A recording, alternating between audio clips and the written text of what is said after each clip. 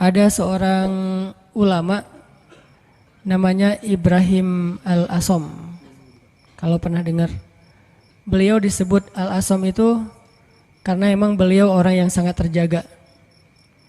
Ibrahim Al-Asom ini ulama miskin pengen haji. Setiap ada orang yang berangkat haji, beliau kayak ngucapin selamat gitu, terus melepaskan. Pas pelepasan jamaah haji beliau selalu baper, nangis sendiri di pojok rumah. Dilihat sama putrinya, duh kayaknya ayah pengen banget haji nih tapi gak cukup nafkah. Anaknya yang putri yang paling sulung nanya, "Pah, kenapa sih papa gak haji aja?" Kata Ibrahim Al-Asom, "Nak, kalau ayah haji, terus yang nafkahin kalian siapa? Biaya haji mungkin murah, tapi nafkahnya siapa? Sementara istrinya, keluarganya gak ada yang nafkahin selain suaminya ini, orang tua." Akhirnya anaknya bilang, "Allah yang menafkahi kami. Berangkatlah wahai ayah, serahkan kami kepada yang lebih baik daripada ayah, yaitu Allah." Terus anaknya nanya, ayah itu pemberi rezeki atau pemakan rezeki?" Ini anak luar biasa nih. Ayah itu pemberi rezeki atau pemakan rezeki? Ayahnya bilang, pemakan rezeki sama seperti kamu dan yang lain. Ya kalau gitu serahkan kami kepada pemberi rezeki. Berangkat wahai ayah. Beneran. Ibu gimana? Udah ibu biar aku aja yang ngobrol sama ibu mah. Biarin ayah berangkat haji, nanti biar Allah yang jaga kita. Setelah dibujuk akhirnya setuju. Berangkat nih Ibrahim Al-Asom. Berangkat. Di tengah jalan berdoa, "Ya Allah, saya titipkan keluarga saya kepada Engkau. Engkau sebaik-baik yang menjaga, yang memelihara. Saya aja Engkau pelihara, apalagi keluarga saya." Akhirnya berangkat. Hari pertama nafkah yang disiapin sama ayah mereka masih cukup. Hari kedua, hari ketiga, hari keempat mulai kurang nih. Udah nggak cukup makanannya, rotinya habis. Cuma ada air putih doang, korma udah habis. Mulailah ibunya mengeluh. Ngeluh kepada anak yang perempuan, "Nih gara-gara kamu nih. Gara-gara kamu akhirnya ayah berangkat. Terus kita gimana, nasib kita gimana?" dan seterusnya ngeluh. Anaknya nanya lagi kepada ibunya, "Mah, ayah kita itu pemakan rezeki atau pemberi rezeki?" Kata mahnya, "Ya pemakan rezeki sama dengan kita, tapi kan tetap harus ikhtiar." Ya udah kalau gitu pemakan rezeki telah pergi, sedangkan pemberi rezeki terus menjaga kita. Allah kan gak pergi, yang pergi itu yang makan rezeki, Allah gak pergi. Jadi tenang aja mah, sabar sedikit. Karena kalau Allah mau ngasih kejutan, Allah biasanya suka ngasih ujian dulu. Kenapa dikasih ujian? Supaya Allah ngelihat kita tuh pantas gak sih dapat kejutan dari Allah. Ini penting nih ya. Kalau Allah pengen ngasih kita surprise, Allah biasanya nguji dikit.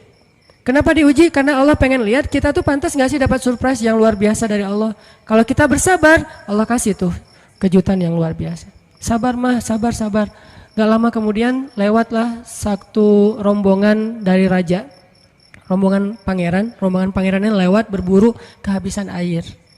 Akhirnya ada satu pengawal datang ke rumah Ibrahim Al-Asom, ngetuk pintu minta tolong diberikan air. "Assalamualaikum." "Waalaikumsalam. Saya rombongan pangeran, kita kekurangan air, boleh minta air dari sumur kalian?" Kata istrinya, "Boleh, silakan ambil aja sesukanya." Air berlimpah, akhirnya ngambil, dibawa ke pangeran. Sampai di rombongan pangeran ini mereka minum, airnya manis.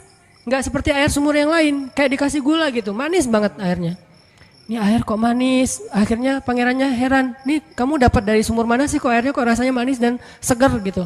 Kayak es teh manis lah pokoknya ya. Airnya manis, segar, habis makan warung Padang kan es teh.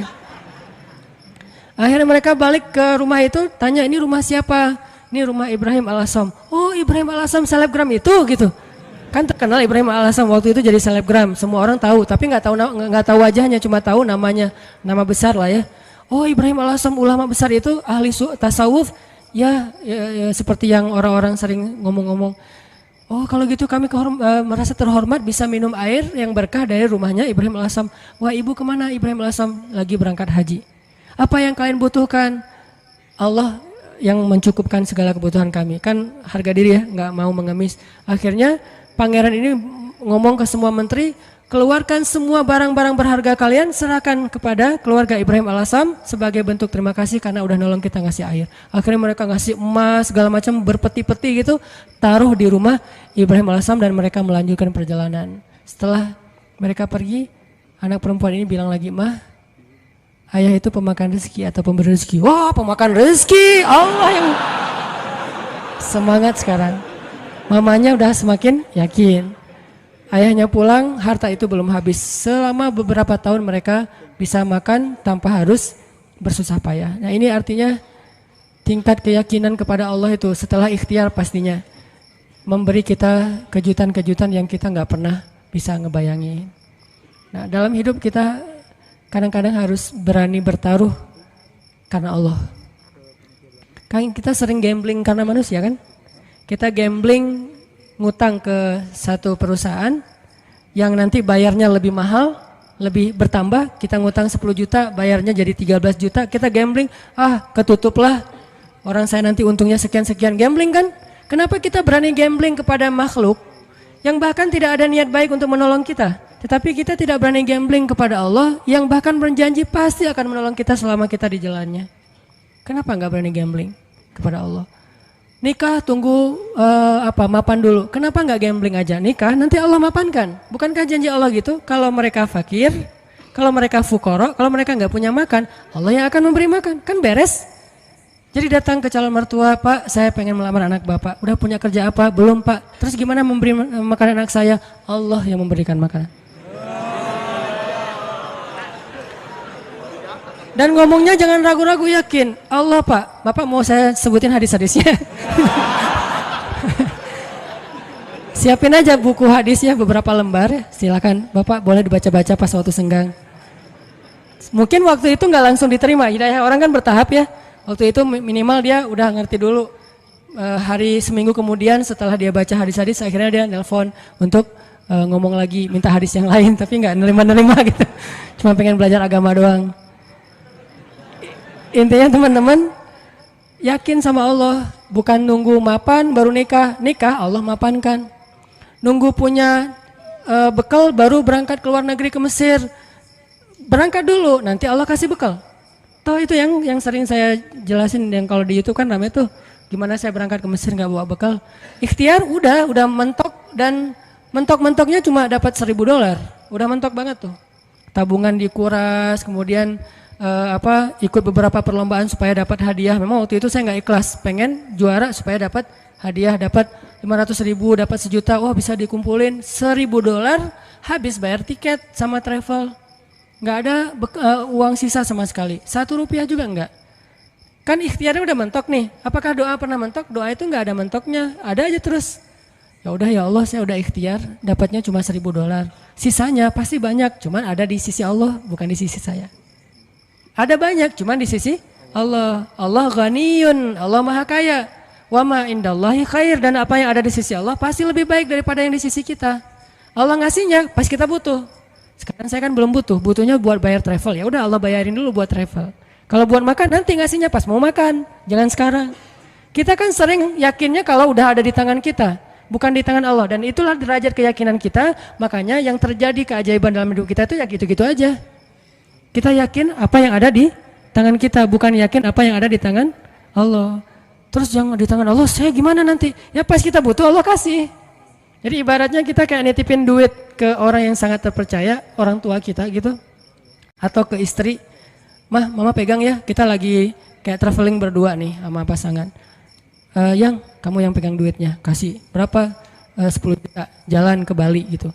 Kita khawatir nggak jalannya? Enggak, orang duitnya udah dipegang pasangan kita kan, dan kita percaya nggak mungkin dia duit itu dipakai sendiri, tiba-tiba dia beli gaun, beli apa, habis aja duitnya. Nggak mungkin, dia paham manajemen keuangan kita. Pas bayarin taksi, keluarin sama dia. Bayarin kasih tips ke bel saya di hotel, bayarin sama dia 15.000, 20.000. Ada terus ketika kita butuh. Gitu juga kita menitipkan nasib kita kepada Allah. Masalahnya cuma yakin. Bukan ada apa enggak, adanya pasti, yakin enggak, itu doang masalahnya. Sama kayak kita nitip ke pasangan tadi, ada duitnya, yakin enggak bahwa duit itu nanti akan dikasih pas kita butuh? Yakin. Berarti ke Allah juga harusnya kayak gitu. Bukan enggak ada duitnya, bukan enggak ada hartanya, bukan enggak ada kebaikan dan anugerah itu. Ada banget. Cuman yakin enggak kita Allah sebaik-baik yang memelihara? Berangkat ke Mesir, butuh makan, baru Allah kasih buat makan. Butuh bayar kos-kosan, awalnya 3 bulan pertama baru Allah kasih buat kos-kosan. Butuh, setiap butuh Allah kasih. Toh selama saya di Mesir, saya nggak pernah tuh ngerasa kurang dari kebutuhan saya, walaupun nggak megang lebih, tapi nggak pernah merasa kurang Sama kan? Apa bedanya dengan orang yang megang lebih? Nih ya, ada 2 orang nih. Yang satu pegang duit banyak, tapi yang dibelanjakan segitu-gitu aja. Yang satu nggak pegang duit banyak, tapi yang dibelanjakan juga sama dengan yang pegang duit banyak. Bedanya apa? Cuman beda tenang doang ya. Yang satu tenang karena megang duit banyak, yang satu nggak tenang karena nggak megang duit kan? Cuma beda itu doang. Padahal yang dibelanjain sama. Kalau nggak punya duit nanti mau beli sesuatu yang mahal gimana? Ya berdoa aja minta yang mahal. Ya Allah, pengennya sih Alphard, duit nggak ada. Kita kan baru berani milih barang mahal kalau kita punya duit banyak kan? Kenapa nggak berdoa yang mahal walaupun kita nggak punya duit? Di situ belajar iman, belajar yakin sama Allah, belajar la ilaha illallah. Saya dulu pas mau beli rumah, memangnya saya punya duit? Yang saya juga cerita tuh, duitnya berapa? Cuma 30 juta. Rumah yang dicari 300 juta. Rumah yang didapat 700 juta. Coba gimana tuh? Logikanya nggak masuk, tapi yakin aja sama Allah. Jalan aja tuh, jalan-jalan, azan asar. Allahu Akbar, Allahu Akbar. Allah Maha Besar. Masuk ke masjid, sholat. Nggak kepikiran juga habis sholat dapat rumah. Kalau kepikiran mungkin nggak dapat kan? Kepikirannya Allah yang panggil. Nih bos manggil nih. Nggak boleh ditunda-tunda kan? Bos yang manggil, datang. Sholat, habis sholat ketemu jemaah. Ustadz lagi ngapain? Enggak, lagi jalan-jalan. Senyum-senyum malu gitu. Jalan-jalan kok jauh-jauh ke sini daerah Cimahi pelosok gitu. Enggak, lagi nyari rumah Pak. Kebetulan Ustadz saya juga lagi jual rumah 700 juta, ada yang minta saya nggak lepas. Senyum aja. 700 nggak dilepas, apalagi 300. Enggak Pak, saya nyari-nyari yang kecil-kecil aja, yang 2 kamar buat saya sama anak. Oh, udah Ustadz lihat aja dulu, siapa tahu berubah pikiran. Enggak apa-apa, makasih gitu. Pulang nih, malam dia telepon lagi, Ustadz please besok datang ya. Ini benar ya kata Nabi, kalau kita nggak mencari dunia, dunia tuh ngejar-ngejar kayak memelas gitu, begging ke kita tuh. Bayangin dunia begging. Please Ustadz datang, please Ustadz ambil saya, kata si rumah teh. Rumahnya minta begging ke saya supaya saya tinggal di situ. Ya saya mah orangnya biasa-biasa aja. Karena nggak yakin kalau itu bisa gitu ya. Ya udah karena menghargai dia datang besoknya. Bukan untuk ngelihat rumah, menghargai orang yang meminta. Datang pas ngelihat garasinya muat 3 mobil, makin nggak mungkin. Ada kolam renang anak, makin nggak mungkin. Kamarnya 10, wah nggak mungkin. Nggak mungkin. Gimana Ustadz kata dia? Rumahnya besar ya Pak. Gitu doang basa-basi. Gimana Ustadz, tertarik? Ya siapa nggak tertarik rumah kayak gini, tapi saya nggak nyari yang kayak gini-gini Pak. Males ngerawatnya, nyapunya susah. Gitu. Alasan gitu. Udah Ustadz sanggupnya berapa? Saya nyarinya yang 300 juta sih Pak. Udah ambil aja Ustadz. 300 juta langsung ambil. Saya baru bilang, cuman duitnya 30 juta. Mungkin dia nggak enak juga mau ngomong, Ustadz ngomong dari tadi kayak gitu ya. Saya duitnya cuma 30 juta Pak, boleh nggak saya cari dulu cicilan kemana gitu. Saya lagi nyari-nyari yang finance cari untuk cicil. Udah Ustadz nggak usah gitu-gitu, ribet. Udah nyicil ke saya aja kalau Ustadz ada duit. Berapa lama nih? Ya terserah Ustadz, mau setahun, 2 tahun, 10 tahun, terserah Ustadz deh. Alhamdulillah sampai setahun lunas. Allah kasih rezeki. Yang tadinya kita tuh nggak punya rezeki sebanyak itu untuk bisa ngelunasin hutang besar, tapi begitu Allah kasih kesempatan, bukan sengaja mau berhutang, Allah mudahkan, ya udah akhirnya ada aja jalan. Saya usaha awalnya jual beli pulsa gitu kan, ada 60 cabang pulsa dulu di Bandung, belum ada Indomaret, Alfamart. Terus mulai naik lagi jual beli mobil bekas, mulai naik lagi main di properti sedikit nggak banyak, nggak gede sih. Tapi di situ Allah ternyata benar ya, kalau kita mintanya ke Allah, Allah Maha Kaya, bisa ngasih lebih dari yang bisa dikasih oleh manusia. Kalau minta ke manusia, minta banyak-banyak amat sih, kan gitu kan ya. Minta ke perusahaan finance, pasti dia minta jaminan. Jaminannya dia akan ngasih maksimal setengah dari harga anggunan yang kita gadaikan. Itu artinya kita selama ini belum bisa tenang, belum bisa tumakninah kalau belum ngelihat materi itu di kantong kita, di saldo kita. Seolah-olah kalau itu di tangan Allah nggak ada. Itu masalah kita. Masalah kita di situ teman-teman. Seolah-olah kalau masih di tangan Allah itu belum ada. Padahal di tangan Allah itu lebih ada daripada di tangan kita. Kenapa? Di tangan Allah itu nggak akan raib. Nggak ada yang bisa nyolong di tangan Allah. Di tangan kita banyak yang bisa nyolong. Di tangan Allah itu nggak mungkin diambil orang, dicopet, dijambret, nggak mungkin. Di tangan kita gampang banget dijambret. Di tangan Allah nggak mungkin salah ngitung, di tangan kita gampang salah ngitung. Di tangan Allah nggak mungkin mubazir, sia-sia, salah penggunaan. Di tangan kita mungkin banget salah digunain. Akhirnya mubazir, sia-sia. Artinya apa yang di tangan Allah khair. Wa ma indallahi khair, benar-benar lebih baik. Cuman Allah kenapa nggak nunjukin fisiknya? Karena Allah nggak pengen kita melihat itu dengan mata kita. Allah pengen kita melihat itu dengan hati dan iman kita. Jadi yang bisa mendapatkan apa yang di tangan Allah itu hanya orang yang bisa ngelihatnya dengan iman dan hatinya, bukan dengan matanya. Kalau kita cuma ngandelin mata terus menerus, berarti yang kita akan alami dalam hidup itu hanya yang terlihat saja. Yang tadi saya bilang logis dan ilmiah, dan itu nggak ajaib. Walaupun itu juga hal-hal aja sih, baik-baik aja buat kita. Tapi kan kita pengen naik level lebih baik, lebih enjoy lagi dengan hidup. Berarti kita harus belajar menggunakan mata batin. Dan mata batin ini adalah iman, mata batin ini basirah, mata batin ini adalah tazkiyatun nufus, mata batin ini adalah al-qalb, hatinya. Al-fiqhu fiqhul qalb.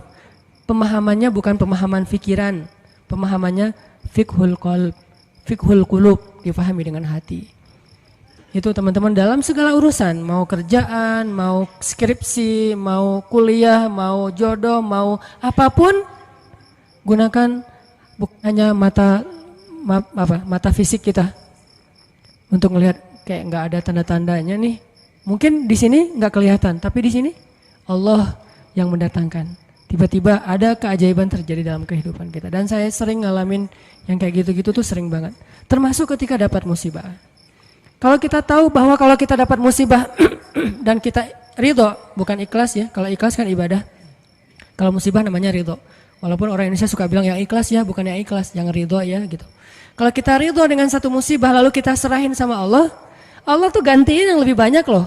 Masalahnya kita nggak yakin, dapat musibah langsung panik, langsung putus asa. Harusnya pas dapat musibah tetap kita ikhtiar untuk menyelesaikan masalah kita, mencari jalan keluar, mengambil kembali hak kita. Tapi itu jangan sampai mengalahkan porsi kita meminta kepada Allah gantinya yang lebih baik. Begitu dapat musibah, ini bukan cuma antara kita dengan orang, tapi antara kita dengan Allah. Ya udah, kalau lo curang sama gua, ya Allah beri saya yang lebih baik daripada yang sudah hilang dari saya. Allahumma ajurni fi musibati wa khluf li khairam minha. Langsung Allah ganti. Dan itu janji Rasul. Mana pernah Rasulullah berdusta? Tidaklah orang berdoa dengan doa itu ketika musibah, kecuali Allah akan memberikan gantinya yang lebih baik untuk dia. Tapi kita harus benar-benar yakin dan bijaksana. Maksud bijaksana sini, jangan mendikte Allah harus seperti yang kita pengenin. Karena Allah ngasih yang lebih baik, nggak mungkin yang lebih kurang. Minimal sama atau lebih baik, nggak mungkin kurang dari itu. Doa, saya pernah mobil saya diserempet orang, terus orangnya pergi. Saya ini ternyata untuk benerin mobil yang keserempet itu 1,5 juta. Langsung doa waktu itu juga, pas lagi kena musibah, jangan tunggu marah dulu beberapa hari baru doa. Saat itu juga. Allahumma ajurni fi musibati wa khluf li khairam minha. Orangnya udah nggak ketahuan di mana, nggak bisa ngejar lagi. Tapi saya udah rugi 1,5 juta. Gimana nih ya Allah, beri saya ganti yang lebih baik. Seminggu kemudian Allah ganti 15 juta. Benar kan 10 kali lipat 15 juta. Dan itu bukan sedekah, bukan pemberian orang yang kasihan. Allah kasih jalan mungkin lewat usaha apa, lewat penghasilan apa, lewat untung dari mana. Yang jelas halal. Dan itu 15 juta 10 kali lipat. HP saya jatuh.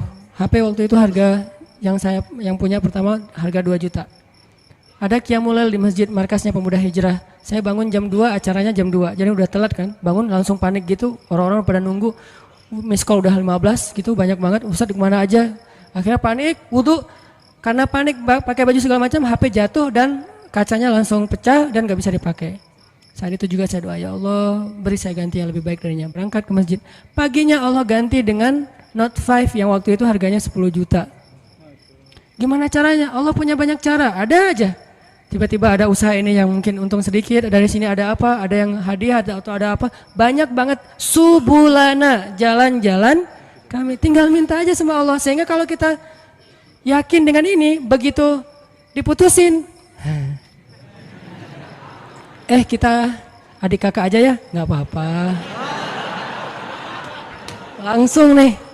Kan dalam kondisi kayak gitu kayaknya kita lagi ngejos banget ya imannya. Doanya lagi khusyuk banget tuh. Sholat aja nangis-nangis kan. Padahal imam tuh belum baca ayat kita udah nangis.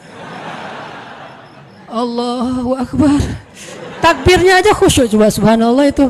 Kalau lagi diputusin emang gitu banget sih sholatnya. Pernah gak sih ngerasain? Gak pernah ya. Pokoknya waktu yang paling enak berdoa itu lagi habis diputusin. Habis rugi. Pokoknya lagi banyak masalah tuh doanya enak banget tuh. Tilawah Al-Quran baru alif lam mim udah nangis. Belum juga ayatnya la uqsimu biyaumil qiyamah tentang al-haqqah, enggak, bukan ayat-ayat kiamat. Alif lam mim doang. Atau nun nangis, nun doang nangis. Satu huruf gitu ya. Jadi dalam kondisi yang lagi sangat lemah, itu kondisi sebetulnya spiritual kita lagi sangat kuat.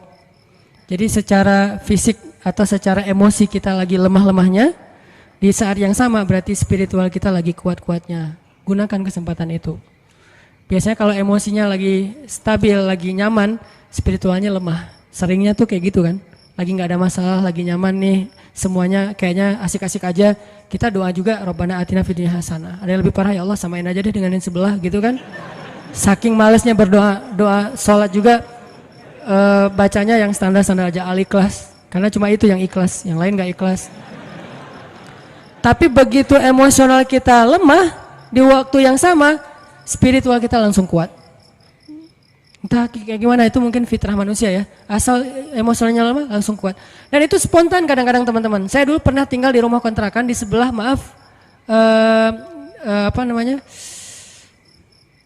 lokalisasi. Jadi di sebelah rumah saya itu ada kayak asrama kayak gituan, kupu-kupu senja. Saya persis di sebelah rumahnya di Bandung tuh.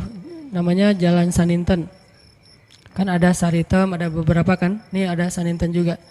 Saya tinggal di sebelahnya. Kalau malam pokoknya kita sering dengar banyak hal-hal aneh aja di sebelah. Kalau saya mau ke masjid, saya sengaja ke masjid itu pakai jubah, pakai sorban, gitu ya. Terus janggut digini-giniin, padahal nggak panjang, tapi digini-giniin. Jalan depan cewek-cewek itu sore kan mereka udah pada duduk, udah selesai dandan, udah wangi kan, duduk depan gang tuh. Saya jalan, Assalamualaikum, Waalaikumsalam. Lewat. Kadang-kadang kalau malam mereka nggak kenal saya lagi lewat pakai motor gitu, langsung disamperin, om gini. Saya tinggal di situ. Oh ya maaf om, saya balik panggilin. Suka dipanggil-panggil gitu. Orang saya tinggalnya di situ. Pas anak udah agak gede, saya khawatir anak jadi nggak sehat dengan lingkungan itu baru pindah. Tadi mau cerita apa ya? Hah? Oh ya, spontan ya. Nah yang punya tempat itu pastinya nggak pernah sholat dan memang preman juga sih, badannya gede. Kalau dengan saya mungkin 4 kali saya lah, gede banget pokoknya, gede banget orangnya, tinggi besar dan nggak ada yang berani sama dia. Ada gempa waktu itu di Bandung, siang-siang gempa, dia lagi tidur di atas, biasa tidur pagi gitu, jam 10 pagi tidur. Pas gempa dia langsung loncat ke bawah, Allahu Akbar, Allahu Akbar. Saya kira ada demo apa gitu, dia takbir sendiri. Allahu Akbar, takbir, coba bayangin. Berarti kan spontanitas fitrah manusia itu ketika emosionalnya terganggu, spiritualnya naik kan. Dan itu kesempatan kita untuk kembali ke Allah banget tuh. Karena untuk dapetin spiritual yang sengejos itu, kalau normal susah, kita harus benar-benar ikhtiar. Tapi kalau lagi emosional kita drop, di sisi yang lain, sisi baiknya Allah langsung naikin spiritual kita. Tapi kalau kita abaikan, dua-duanya drop, habis kita. Jangan abaikan. Dia langsung takbir, Allahu Akbar, Allahu Akbar. Saya gempa, keluar semuanya dari rumah, takut runtuh. Pas udah beres gempa, ketawa-ketawa lagi gitu pada ngobrol. Itu terjadi. Dan keluarga saya juga ada yang kejadian pas tsunami dulu di Aceh, kan saya dari Aceh. Tsunami di Aceh itu ada keluarga saya. Dia nggak sholat subuh. Pagi itu hari Ahad kan, tanggal 26 Desember 2014. 2014 mah diputusin sih. Enggak lah, udah lama. 2004 gitu ya. Nah, hari itu ada salah satu keluarga saya, dia nggak sholat subuh. Biasa, bukan waktu itu doang nggak sholat subuh, biasa dia nggak sholat subuh. Gempanya kalau nggak salah jam 9 apa jam 8, sejam kemudian tsunami. Pas tsunami dia tuh lari hilang, padahal orangnya itu sering berantem, pokoknya jagernya di kampung lah sering berantem sama orang-orang di terminal. Tapi begitu tsunami dia lari duluan. Adiknya malah ikut lari sama dia, ditarik sama dia lari. Pas sudah di tengah jalan, ingat balik lagi ke rumah karena dia ingat ibu sama kakaknya ketinggalan. Dia pengen nyelamatin ibunya. Kenapa yang satu lari terbirit-birit hilang, yang satu lagi balik? Karena yang satu itu ngerasa banyak dosa. Kalau saya mati hari ini, habis saya nanti di akhirat nih. Jadi dia nggak berani mati. Daripada saya mati tapi belum sholat subuh, lari dia tuh. Yang tadi sholat subuh balik lagi. Nah ini jujurnya ketika spiritual berbicara kan. Mungkin kalau spiritual kita nggak bicara, kita akan sombong ngerasa apaan sih akhirat, apaan sih tauhid, apaan sih agama, apaan. Tapi begitu ada masalah yang pertama kita sebut siapa selain ibu kita? Allah, minimal oh my God. Dan itu bentuk dari fitrah manusia bahwa dia masih mengakui Tuhan. Tinggal masalah Tuhan yang mana nih kan itu ya. Tapi masih mengakui Tuhan. Ketika fitrah dan spiritual kita bicara, harusnya kita dengar dan itulah ucapan yang paling benar. Kalau yang bicara itu emosi kita, belum tentu benar, dia subjektif. Tapi kalau yang ngomong itu fitrah, itu benar banget tuh. Sehingga teman-teman gunakan kesempatan pas lagi dapat musibah, ya Allah, angkat kedua tangan kita, doa kepada Allah, mulai dengan memuji Allah, kemudian salawat kepada Rasulullah, minta yang setinggi-tingginya nggak masalah. Karena kalau Allah nggak ngasih di dunia kayak gitu, Allah kasih kayak gitu di akhirat, bahkan lebih baik dari itu. Apa sih ruginya kita minta, ya Allah, beri saya Ferrari. Ini yang nggak tahu diri nih, mintanya Ferrari gitu. Tapi kan minta ke Allah nggak masalah. Dan kita yakin kalau nggak dikasih Ferrari di dunia, minimal dikasih Ferrari di akhirat. Bangkit dari kubur, ada Ferrari. Halusinasi, ternyata dia belum meninggal, mimpi gitu. Bangkit dari kubur, datang kendaraan nih. Dan benar-benar kan di akhirat ada kendaraan kan. Cuman bahasa hadisnya kendaraan dari cahaya, kendaraan dari amal soleh. Tapi bahasanya kendaraan. Dan kita akan mengendarai kendaraan itu untuk bisa ngelakuin touring sepanjang Padang Mahsyar. Padang Mahsyar tuh touringnya capek banget loh. Itu touring paling heboh tuh. Di mana pusat Padang Mahsyar, teman-teman? Palestina. Hari ketika manusia disidang, dibangkitkan, spot bangkitnya, meeting pointnya, itu Palestina. Makanya di dalam Al-Quran Allah menyebutkan Palestina itu dengan istilah yauma yunadil munadi mim makanin qarib. Hari ketika malaikat memanggil manusia dari tempat yang dekat. Semua ulama tafsir sepakat tempat yang dekat itu artinya Palestina, Al-Quds. Siapa yang meninggalnya di Palestina itu sebuah kebaikan yang luar biasa karena nanti dia akan bangkit lebih dulu dan akan dimudahkan hisapnya. Itulah keutamaan salah satunya meninggal di Palestina, walaupun gak semuanya punya nasib yang sama. Tapi setidaknya manusia bangkit. Terus dari sini ke Palestina ngapain?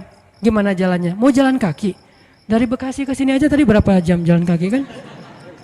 Apalagi dari Sunda Kelapa ke Palestina. Itu jauh banget loh. Jalan kaki itu bisa bertahun-tahun sampai ke Palestina. Dan itu bumi yang sekarang. Sedangkan Padang Mahsyar ribuan kali lipat lebih besar daripada bumi sekarang. Dan bumi Padang Mahsyar itu belum ada sekarang. Nanti Allah jadikan lagi setelah kita bangkit. Karena Allah berfirman di akhir surat Ibrahim, yauma tubaddalul ardu ghairal ardi was samawat. Hari ketika ard itu bahasa Arab jadi bahasa Inggris, earth. Itu bahasa Arab. Yauma tubaddalul ard ghairal ard was samawat. Hari ketika bumi yang lama diganti dengan bumi yang baru. Bumi yang lama namanya bumi yang sekarang, dunia, ardud dunia. Bumi yang baru namanya Ardul Mahsyar, Padang Mahsyar. Ukurannya miliaran kali lebih besar daripada bumi yang sekarang. Karena semua planet, bintang-bintang itu disatuin jadi satu bumi. Dan matahari cuma jadi satu dan dekat banget. Dan artinya jarak kita ke Palestina aja udah miliaran kali lebih jauh dari sekarang. Kalau nggak punya kendaraan terus mau jalan kaki kapan sampainya. Itulah kenapa ada orang di Padang Mahsyar ribuan tahun nggak beres-beres. Kenapa? Jalan doang dari ribuan tahun belum disidang. Harus ke Palestina. Sampai di sana sidangnya juga lama. Belum lagi ngelewatin Sirat. Sirat itu panjangnya dari bumi ke langit. Dan langit terjauh yang pernah ditemukan oleh sains berapa miliaran tahun perjalanan cahaya kan, bukan jalan kaki. Kalau nggak punya kendaraan gimana sampainya ke surga? Jadi untuk bisa sampai ke surga aja teman-teman, nggak ada kendaraan, itu mungkin menghabiskan usia kita miliaran tahun loh. Belum sampai ke surga. Terus gimana dong Ustadz? Kita harus punya banyak kendaraan dan kebaikan. Karena cuma itu yang bisa memudahkan perjalanan kita. Itu touring panjang banget. Jadi minta, ya Allah yang kecepatannya berapa ribu kekuatan kuda misalnya, Ferrari. Gimana cara dapetin Ferrari itu? Doa terus menerus. Kalau nggak dikasih di dunia, yakin dikasih di akhirat. Kalau saya mah mending milihnya di dunia mah yang biasa-biasa aja, di akhirat yang luar biasa. Kenapa? Yang biasa-biasa juga di dunia udah cukup buat kita. Tapi yang luar biasa di akhirat itu emang kita butuhin banget. Ya Allah, matanya besar, hidungnya mancung, alisnya bertaut. Jadi alisnya tuh nggak ada pemisah, nyatu gitu. Alisnya bertaut. Kalau perlu ditato gitu ya, alisnya biar lurus. Alisnya bertaut ya Allah, atau kayak pedang gitu. Pedang ali bercabang. Tingginya sekian ya Allah, kulitnya putih Korea lah. Minta yang sebaik mungkin. Nanti kalau nggak dikasih jodoh kita kayak gitu di dunia, maka jodoh kita yang di dunia itu nanti akan Allah perindah di akhirat. Dan saya sering cerita, di surga itu nggak ada jomblo. Jadi nggak usah khawatir. Tetap ada wedding lah di surga. Dan WO-nya itu para malaikat banget. Malaikat yang nyiapin segala macam. Kita dirias sama malaikat. Nang sini nang, dirias sama malaikat. Malaikatnya tuh yang bagian rias yang keren-keren gitu. Dirias, udah secantik-cantiknya. Rambutnya nggak kusut lagi selama-lamanya, nggak ada cerita aduh keringetan ya, aduh AC-nya mati ya, ternyata ini apa segala macam, nggak ada tuh di surga. Selalu bahagia. Baitun, rumah yang tidak ada teriakan dan tidak ada keluhan cuma ada di surga. Di rumah tangga di dunia tetap ada. Gimana pun soleh keluarga Nabi, Aisyah kadang-kadang mengeluh manusiawi, tapi di surga nggak ada. Nikah di surga. Siapa yang jadi walinya? Allah Subhanahu wa Ta'ala. Saya nikahkan kamu dengan perempuan yang soleha ini, perempuan dunia yang udah jadi bidadari dengan mahar surga satu seluas langit dan bumi. Saya terima nikahnya. Nggak ada cerita di surga itu ngucapin akad nikah salah, itu nggak ada. Sah kata saksi, sah nggak ya, sah nggak ya, nggak deh. Ternyata saksinya mantan belum bisa move on gitu. Hati-hati cari saksi ya, jangan mantan. Pasti nggak sah melulu itu mah, 10 kali juga nggak sah. Intinya teman-teman, surga itu didapetin kalau kita benar-benar di dunia ini menggunakan semua kesempatan di sisi Allah SWT. Ada masalah minta ke Allah, ya Allah, doa aja yang sebaik mungkin, gak ada sia-sianya.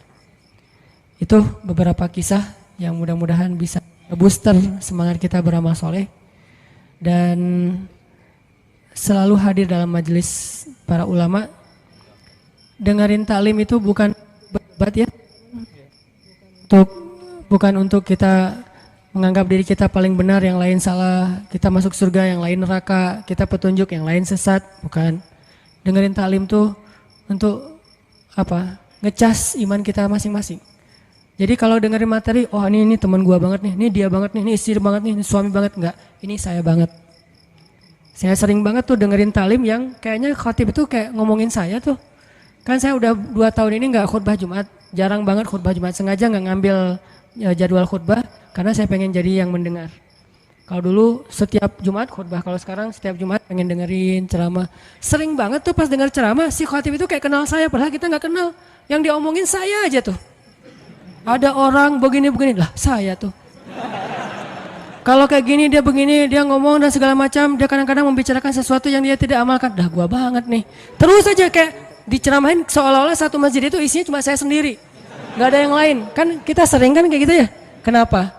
Allah yang menggerakkan lisan seorang ustadz, ulama untuk menasihati kita. Sehingga gak perlu kita, wah ini mirip teman saya nih, harusnya dia dengar ya, harusnya saya rekam ya, ini harusnya istri saya dengar nih, harusnya suami saya dengar. Jangan mencari nasihat untuk orang lain, carilah nasihat untuk diri kita sendiri. Kalau kita lagi ada masalah sama pasangan, nanti kalau udah ada pasangan maksudnya, kalau kita punya masalah sama pasangan ya, jangan pernah googling hadis-hadis pasangan. Suami googling istri-istri yang soleh hadis, search. Jangan. Istri suami yang imam terbaik, search. Gak usah cari nasihat buat pasangan. Carilah nasihat buat diri sendiri.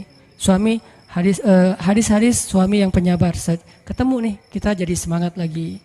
Oh berarti saya yang salah. Istri yang solehah hadis, search. Oh saya yang salah. Gitu harusnya, jangan disilang.